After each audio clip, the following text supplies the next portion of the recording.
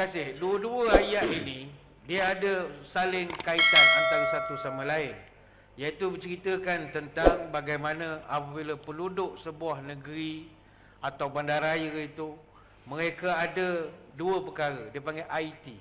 IT ni bukan information technology, tetapi IT ni iman dan takwa. Apabila dia ada iman dan takwa ini, Allah bukakan berkat di dalam bandar itu. Sebab itu bila Al-Fadhil Ustaz sebutkan tentang surah Sabak, baldatun thayyibatun wa rabbun ghafur.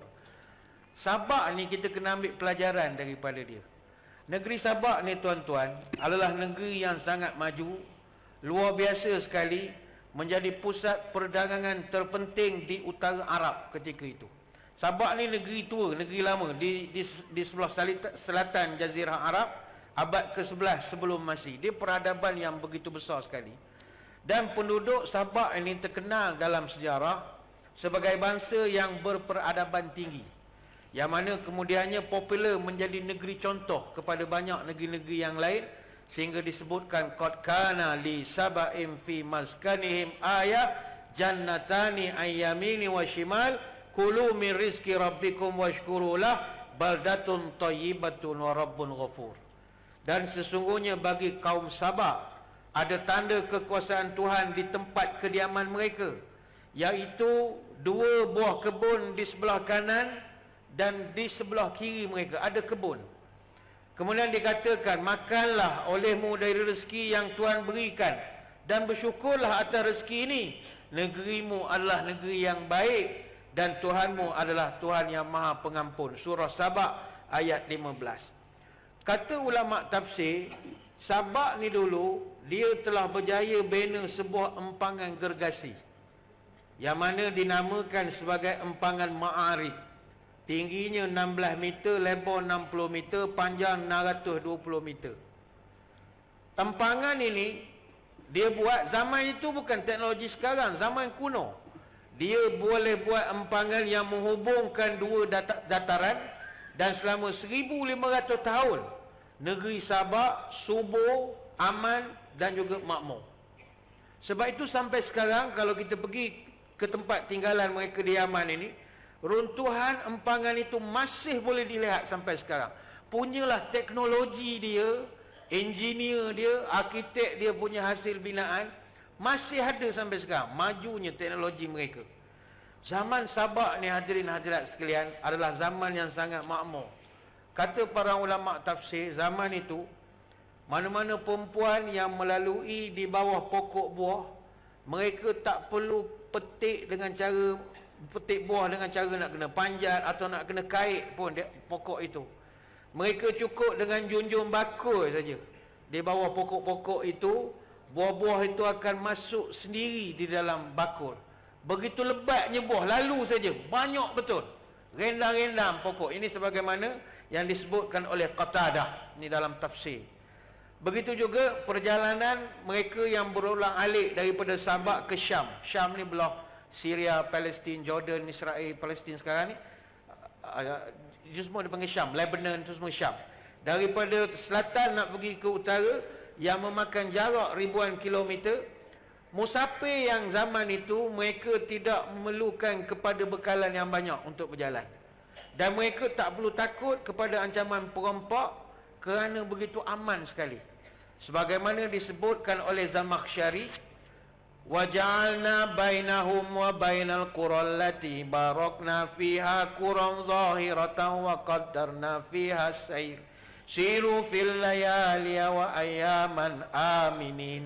Dan kami jadikan antara mereka dan antara negeri-negeri yang kami limpahkan berkat padanya beberapa negeri yang berdekatan, dan kami tetapkan antara negeri itu jarak-jarak perjalanan. Berjalanlah kamu di kota itu pada malam hari dan siang hari dengan aman. Dalam surah apa ayat itu? Surah Sabah ayat 18. Tapi sayang, masyarakat di Sabah ketika itu, disebabkan teknologi mereka tinggi, orang alim berilmu ramai, tapi akhirnya mereka lupa diri. Kemewahan dan kehebatan kemakmuran itu menyebabkan mereka engkar kepada Allah, yang telah selama ini melemparkan nikmat pada mereka. Mereka juga telah melupakan seruan para rasul, bahkan mereka ambil keputusan untuk sembah matahari. Padahal Ratu Sabak pernah tunduk kepada ajaran Nabi Sulaiman, tetapi beberapa generasi yang kemudiannya mulai engkar dan mereka kembali sembah matahari. Justru itulah Allah timpakan kepada mereka azab berupa banjir besar yang terjadi kerana runtuhnya empangan Ma'arib tahun 542 sebelum Masihi. Banjir besar ini begitu dahsyat sekali. Dalam tafsir disebutkan seluruh negeri rata di banjir dahsyat ini. Luar biasa sekali. Kebun anggur, kebun-kebun kaum Sabak lenyap terbenam oleh air. Kemudian kerajaan Sabak itu Tuhan uji pula menjadi kering dan dihancur leburkan selepas itu. Banjir, basah, kering, terus hancur. Dan kaum Sabak ketika itu masyarakatnya telah terpecah-pecah. Ada yang ke sana, ada yang ke sini, ada yang terpaksa pindah ke wilayah utara Arab, ada yang pindah ke Mekah. Itu yang jadi penduduk Mekah yang migrate daripada Sabak. Ada juga pergi sampai ke Syria. Dan mereka ini Allah telah gantikan dengan kerajaan Himyar ataupun kerajaan Tubak, yang mana disebut oleh Allah dalam surah Ad-Dukhan ayat 37. Mengapa mereka dihancurkan? Why? What is the because? The because itu tuan-tuan, kalau kita tengok ayat-ayat dalam Quran kaum Sabak ini, yang menceritakan tentang tamadun kaum Sabak ni hanya 2 ayat saja. Selebihnya semua cerita kehancuran dan kejatuhan mereka.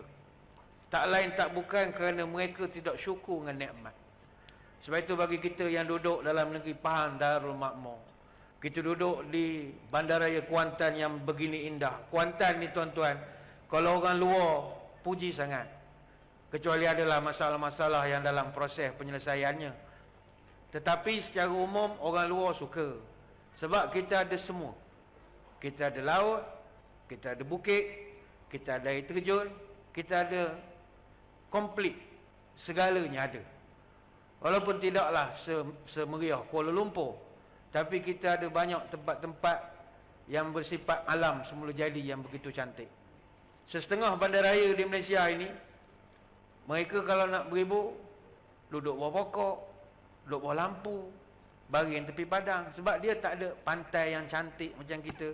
Yang kita Teluk Cempedak itu tak ada orang kabur tak lawa. Dulu lagi lawa lah, manusia pun gitu. Dulu lawa, sekarang tak apa lawa. Itu biasalah, umur dah meningkat. Tapi kita ada benda itu. Setengah bandaraya yang kita pergi kadang, malam matilah. Pukul 10 duduk rumah belaka dah. Ini nikmat Tuhan bagi. Kita risau nikmat yang Tuhan bagi kepada kita ini, kita tak jaga elok-elok, kita bergaduh pula sesama kita, esok jadi seperti kaum Sabak itu. Setelah diberi dengan pelbagai nikmat. Dan ingatlah, nikmat terbesar yang Allah beri bagi sebuah negara adalah perpaduan. Perpaduan ni nikmat. Tapi kalau kita bercukar siang malam, bergaduh, hilang keberkatan. Ditarik keberkatan itu tadi. Berbanggalah dengan negeri kita. Kita orang negeri Pahang, bukan kita taksub, tidak. Negeri kita ni negeri yang paling lawa lah Allah Ta'ala bagi. Ada kelemahan tapi tak boleh lawan. Negeri yang besar. Kita negeri Pahang ni, keluasan kita 35,965 km persegi. Kita ada sungai terpanjang Tuhan bagi 475 km. Kita ada pantai terpanjang berhadapan Laut Cina Selatan 246 km. Kita ada banjaran gunung tertinggi di semenanjung Malaysia. Kita ada sumber hutan yang luas. Ini semua nikmat Allah Ta'ala bagi. Tapi kalau tak dijaga, standby. Tuhan akan tarik balik segala nikmat itu satu persatu. Wallahu a'lam.